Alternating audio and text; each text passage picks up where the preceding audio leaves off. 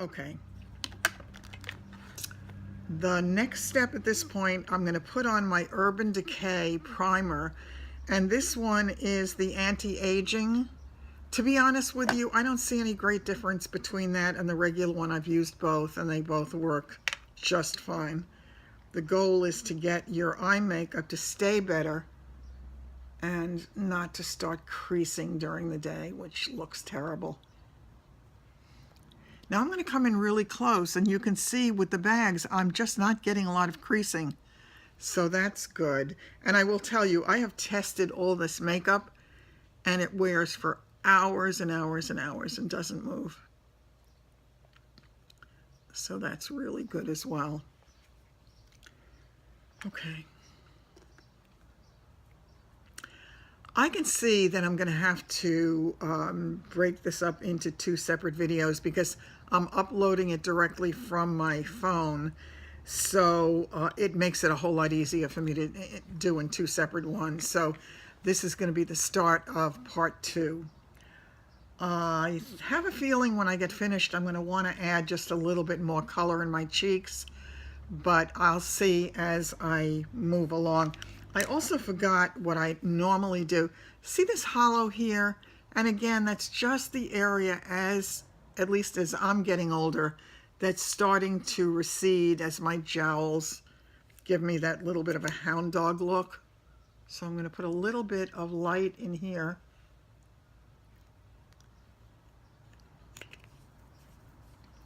And I will again just use my rotating brush to give it a finished look.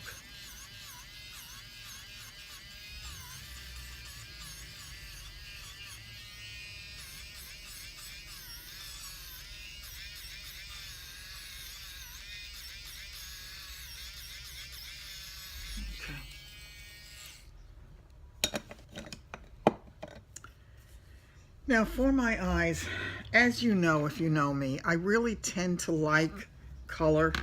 I'm very attracted to color. I work with color a lot when I do my rooms and all of that. I just like it. I really, oh my, beautiful inside. The rest is just bloody decoration. Doing this. That's true. I cannot believe I did this. And I'll see y'all later. Yeah, make sure to go on over to Okay, one of these days I'll get it right. Okay, would I jostle anything on here if I have the screen on, and I leave the screen on my computer on purpose when the day is not such a bright day, because it gives me the balance of the lighter color on this side of my face so you don't have tremendous shadows. All right, I'm going to take, let me see if the Morphe palette will work for this. Yeah, I think I can do the Morphe palette. This is this one. And I'm just going to get my base color down to get me started. I will use, I have to find the right brush, so bear with me for just a minute.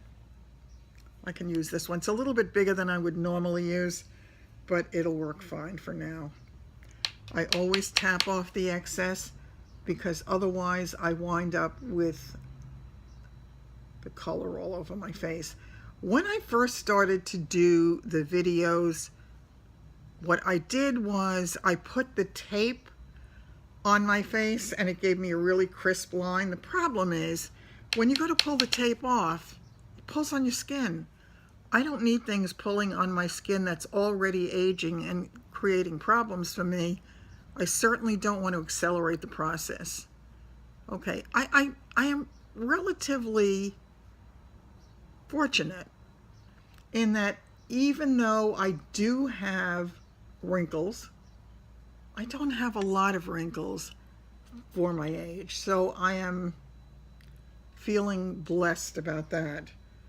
I think what I'm gonna, it's funny, I have a feeling I'm going a totally different route than the original plan at this point.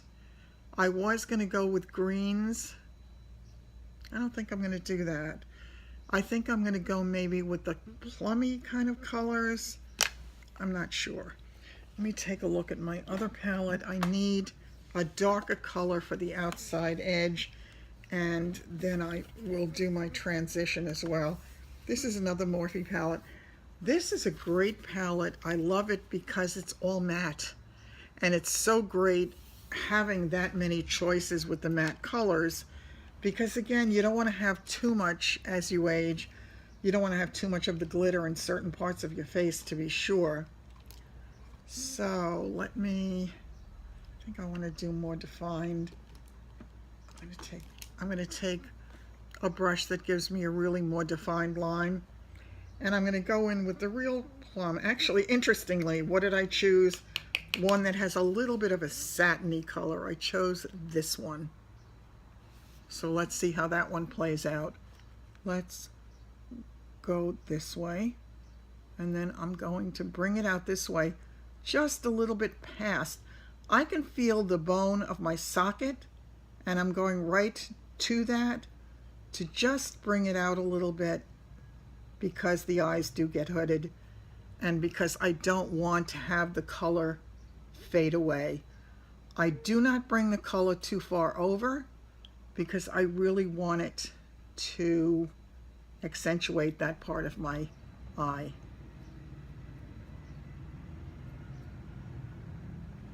Yeah, I like that. What I do, I found is really helpful, is I blend as I go. It gives me a good idea of how much more color I want, where I want to apply it, how I want to build on the look that I am creating. And it's kind of like, I guess, if you are painting something, or if you're putting a room together and you have a vision for it, but as you start to do it, you see other things that you can do.